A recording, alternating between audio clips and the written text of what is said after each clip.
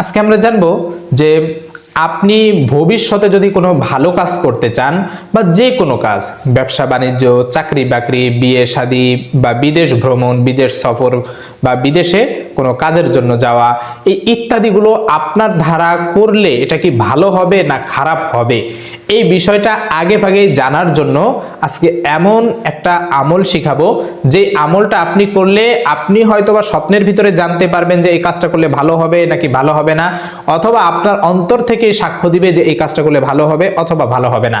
এটা একমাত্র আল্লাহ তাআলার পক্ষ থেকে নির্ধারিত করা। প্রিয় দিনী ভাই এবং বোনেরা, এই জন্য এই আমলটা করা হয়ে থাকে। এই আমলটার নাম হচ্ছে ইস্তেখারার আমল। অর্থাৎ রাসূলুল্লাহ সাল্লাল্লাহু আলাইহি ওয়াসাল্লাম এই ইস্তেখারার আমল সাহাবাদেরকে খুব গুরুত্ব সহকারে করতে বলতেন, অর্থাৎ ইস্তেখারার নামাজ পড়তে বলতেন। এমন 2 রাকাত নামাজ রয়েছে যে 2 রাকাত নামাজের পরে একটা দোয়া রয়েছে, নির্দিষ্ট একটা দোয়া। এই দোয়াটা পড়ে যখন বান্দা আল্লাহ তাআলার কাছে তার যে প্রয়োজনীয় বিষয়গুলো, যে বিয়ে শাদী হচ্ছে না, চাকরি বাকরির জন্য অথবা ব্যবসা বাণিজ্য, বিদেশ ভ্রমণ, এই প্রত্যেকটা তার জরুরি যে বিষয়গুলো জরুরি, এগুলো ভালো হবে নাকি খারাপ হবে, এই বিষয়গুলো ভালো মন্দ আগে থেকে জানার জন্য রাসূল সাল্লাল্লাহু আলাইহি সাল্লাম সাহাবাদেরকে নির্দেশ দিতেন যে এটা আল্লাহ তাআলা তোমাকে জানিয়ে দিবে, তোমাকে হয়তো স্বপ্নের ভিতরে অথবা মন থেকে সাক্ষ্য দিবে, অর্থাৎ তুমি যে কোনো ইঙ্গিত পাবে, এই ইঙ্গিত পাবে, এটা আল্লাহ তাআলা বুঝিয়ে দিবে, তুমি এই আমলটা করো। তো এই আমলটা আমি আপনি যে কোনো কাজের ক্ষেত্রে আমরা করতে পারি, একেবারে সহজ একটা আমল। সম্পূর্ণ ভিডিওটি দেখুন, আমলটা শিখতে পারবেন এবং আপনার মৃত্যু পর্যন্ত এই আমলটা যদি আপনি নিয়মিত করেন, অর্থাৎ যে কোনো কাজের ক্ষেত্রে আপনি আগে যদি করেন, আপনার সেই কাজ আল্লাহ তাআলার পক্ষ থেকে অবশ্যই নির্দিষ্ট হয়ে যাবে এবং সেটা আপনি জানতে পারবেন এবং ভালোভাবে আপনি তার জন্য প্রস্তুতি গ্রহণ করতে পারবেন। প্রিয় দিনী ভাই এবং বোনেরা, ইস্তেখারার নামাজ হচ্ছে সুন্নত, আর ইস্তেখারা হচ্ছে আল্লাহ তাআলার কাছে, ইস্তেখারা শব্দের অর্থই হচ্ছে আল্লাহ তাআলার কাছে কল্যাণ কামনা করা, যে হে আল্লাহ, এই আমলের মাধ্যমে আমি তোমার কাছে এই বিষয়টার বিষয়ে কল্যাণ চাই, সাহায্য চাই, যে আমি বিয়ে শাদী করব, তো এই মেয়েকে বিয়ে করলে বা এই ছেলেকে বিয়ে করলে আসলে কি আমার ক্ষতি হবে নাকি ভালো হবে, বা বিয়ে করা যাবে কিনা, এই বিষয়টা জানার জন্য আগে থেকে আল্লাহ তাআলার কাছে সাহায্য চাওয়া। আমি ব্যবসা বাণিজ্য করব, অনেক টাকা পয়সা খরচ করতেছি, তা এই কাজটা করলে আমার ভালো হবে কিনা, আমি আগে থেকে নামাজ পড়ে আল্লাহ তাআলার কাছে সাহায্য চাইছি, আল্লাহ তাআলা আমাকে জানিয়ে দিবেন স্বপ্নের মাধ্যমে অথবা ঘুমের যে কোনো অন্তরে সাক্ষ্যের মাধ্যমে।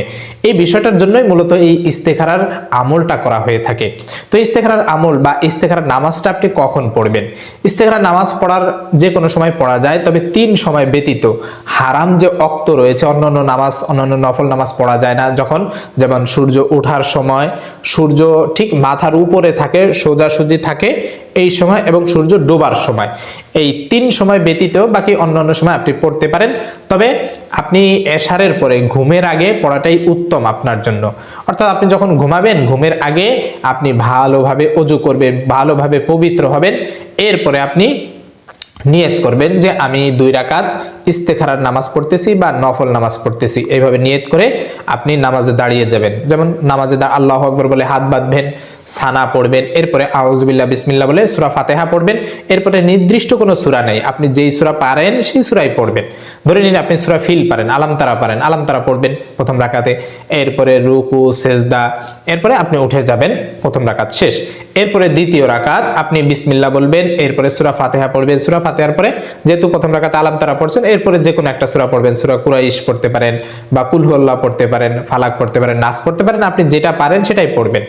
এরপরে আপনি সূরা শেষ করার পরে আপনি রুকুতে যাবেন, এরপরে রুকুর তাসবিহ পরে উঠবেন, এরপরে আপনি সিজদায় চলে যাবেন। 2 সিজদা দেওয়ার পরে এরপরে আপনি বসবেন, তাশাহুদ, দুরুদ শরীফ, দোয়া মাসুরা, এরপরে আপনি 2 দিকে সালাম ফিরাবেন। এই যে আপনার যে সালাম ফিরানো শেষ হয়ে গেল, আপনার ইস্তেখারার নামাজ শেষ।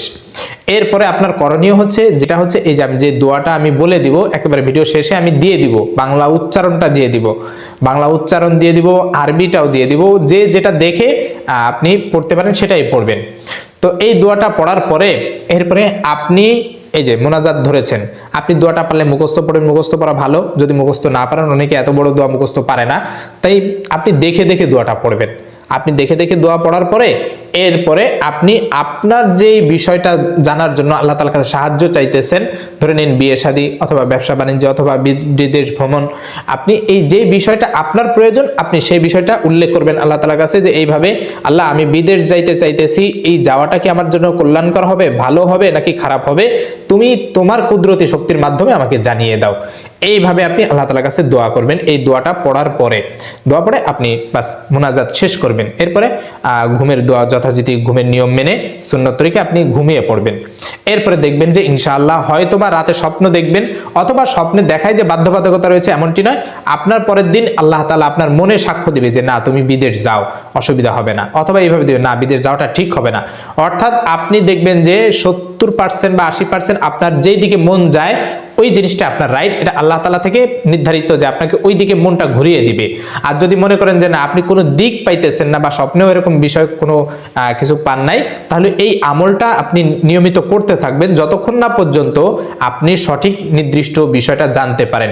এই আমলটা প্রতিদিন করতে থাকবেন নিয়মিত, তাহলে দেখবেন যে ইনশাআল্লাহ আল্লাহ তাআলা আপনার এই নিয়মিত আমলের মাধ্যমে একদিন না একদিন, অর্থাৎ 7 দিন আমল করলেন, 5ম দিন হতে পারে, 6ষ্ঠ দিন হতে পারে বা 7ম দিন হতে পারে, আপনি খুব দ্রুতই জানতে পারবেন। তো চলুন আমরা এই দোয়াটা শিখে নেই। দোয়াটি হলো আল্লাহুম্মা ইন্নী আস্তাগফিরুকা বিইলমিকা ওয়া আস্তাকদিরুকা বিকুদরাতিকা ওয়া আসআলুকা মিন ফাদলিকাল আযীম ফাইন্নাকা তাকদিরু ওয়া লা আকদিরু ওয়া তা'লামু ওয়ালা আ'লামু ওয়া আনতা আল্লামুল গুয়ুব আল্লাহুম্মা ইন কুনতা তা'লামু আন্না হাযাল আমরা খায়রুন লি ফি দীনি ওয়া মাঈশাতি ওয়া আকিবাতি আমরি ফি আজিলি আমরি ওয়া আজিলিহি ফায়াসসিরহু লি সুম্মা বারিক লি ফিহি وإن كنت تعلم أن هذا الأمر شر لي